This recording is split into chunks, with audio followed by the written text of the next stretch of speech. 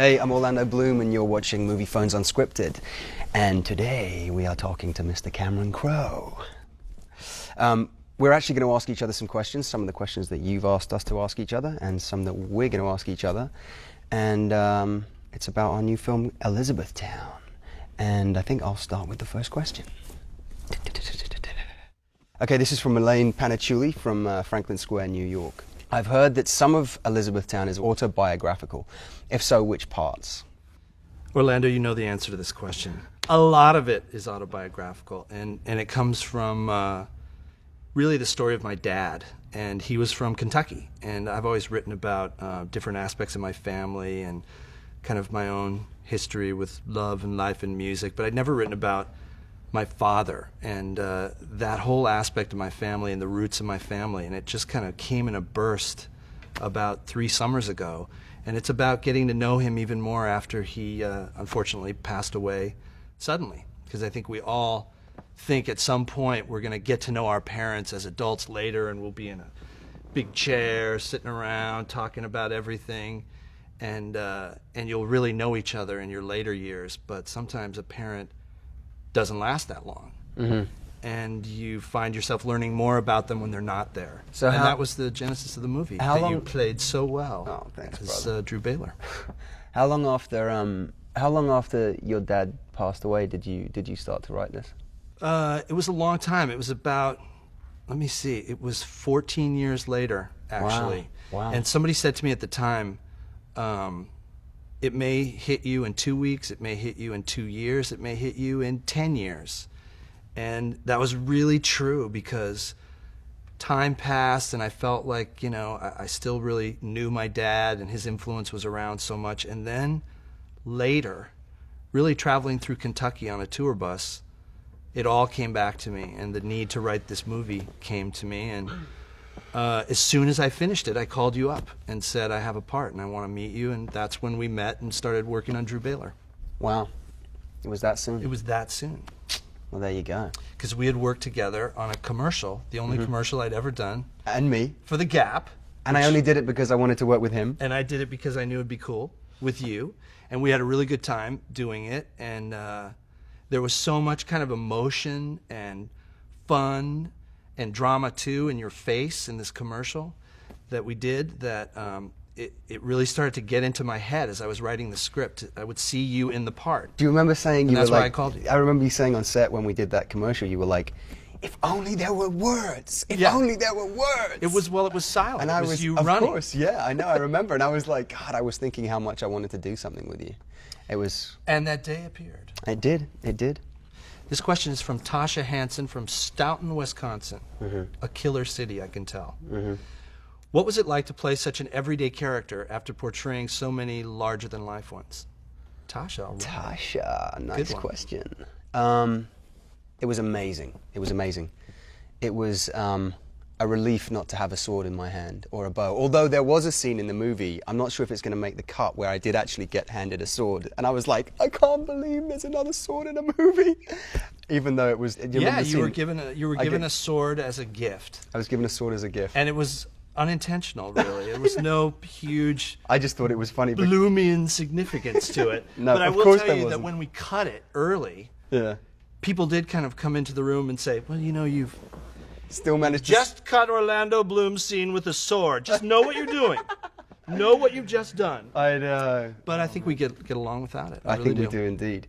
But it was fantastic. It was an opportunity to play a contemporary young man, an American young man, and most of all, it was an opportunity to work with the Cameron Crowe of the world.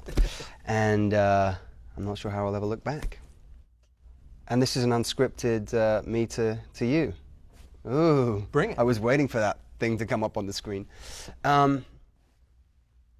If you could pick one moment out of all the movies that you've made, what would be the moment, either making the film or that you actually captured on camera, on film, that really resonates for you as the moment that you sort of will treasure as a movie moment for you? That's a cool question. It used to be when Renee Zellweger saw her little son Ray Boyd in the movie kissing Jerry Maguire for the first time in the kitchen. Yeah. It really got me when she did that. And it didn't get anybody else at the time. And I just sort of stood there watching this thing happen, and they were breaking up the equipment and taking it into the next room to start the next scene. And I was kind of standing there going, I think something really deep just happened that we caught on film. And they're like, come on, get going. But then when we put the movie together, it was that for me.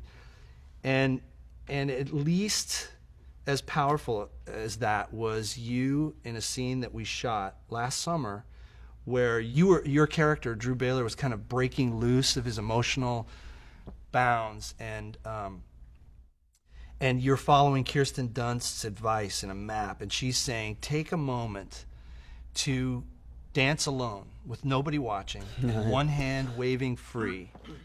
Don't worry, be embarrassing, basically.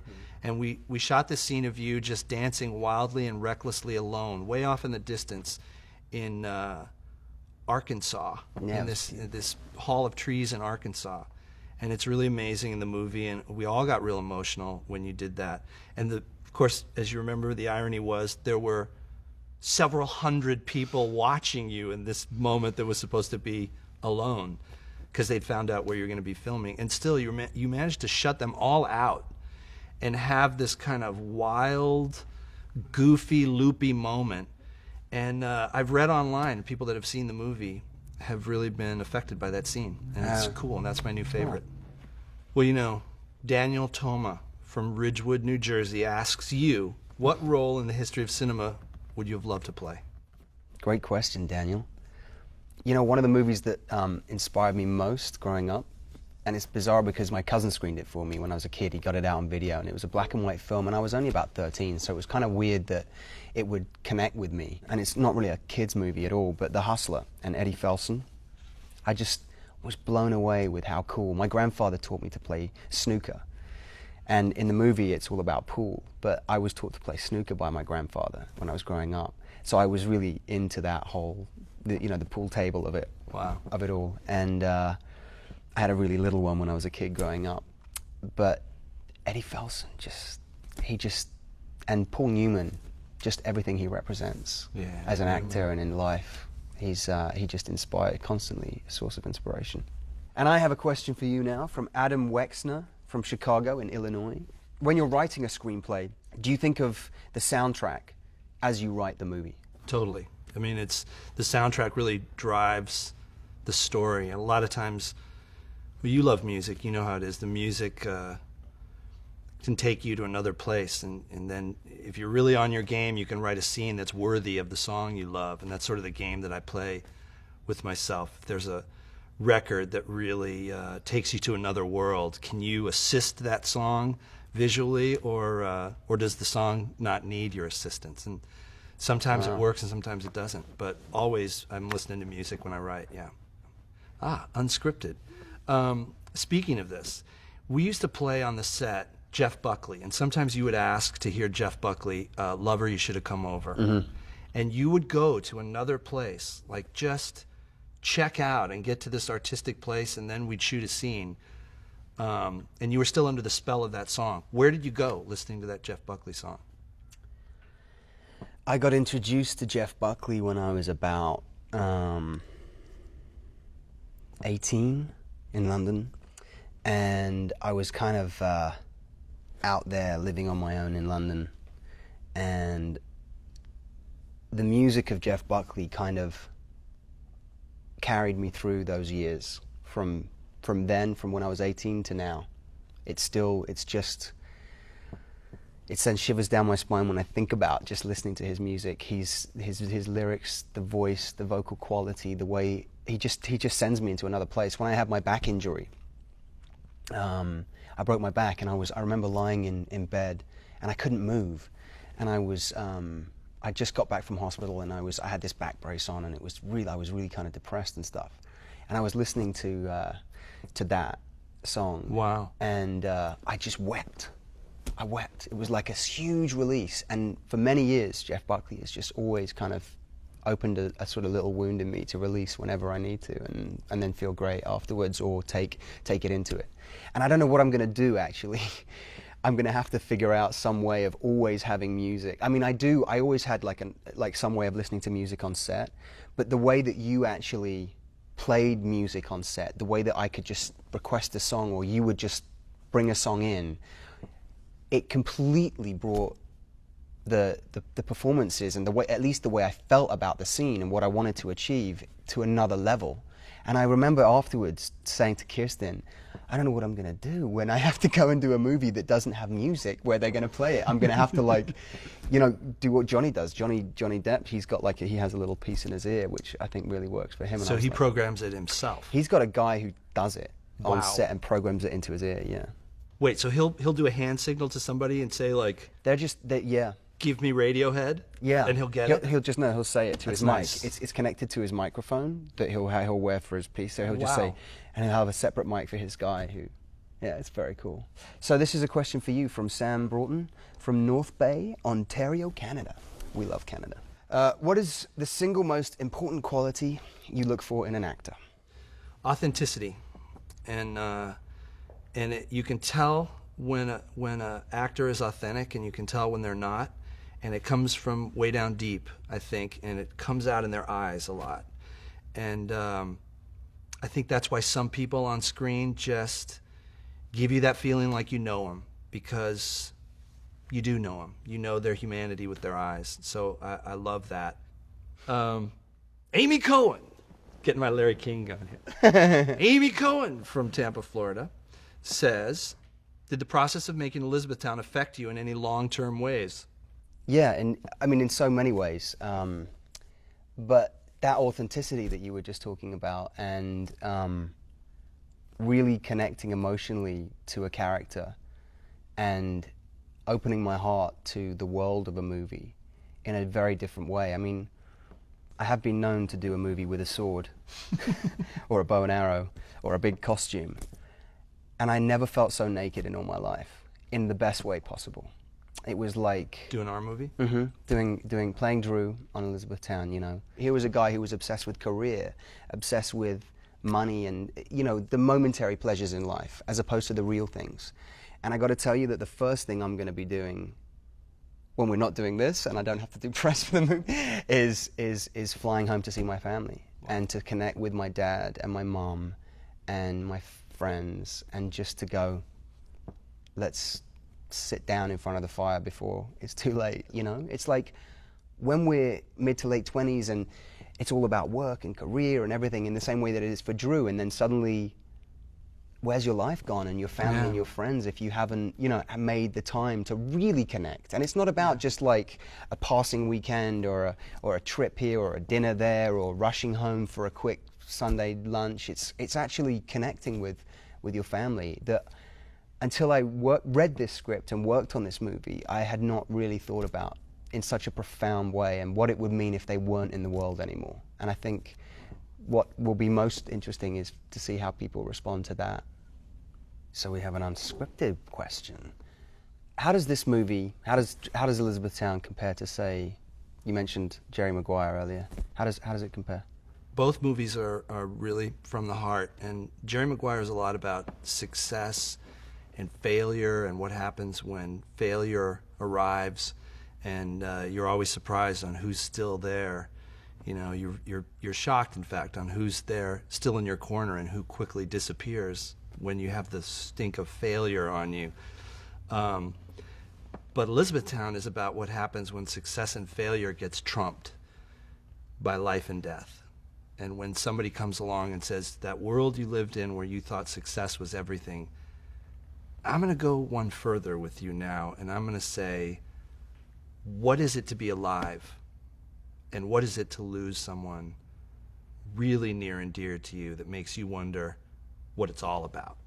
And that's the journey of your character, and that's Elizabethtown, which kind of got to the original intention, which was, could we make a movie, you know, where it started out with everything is doom and gloom and it's all over. In other words, we start the movie with an ending. It begins with an ending, yeah. And it ends with a beginning, so that you'd actually walk out of the theater and look around and say, this is what it's like to truly be alive.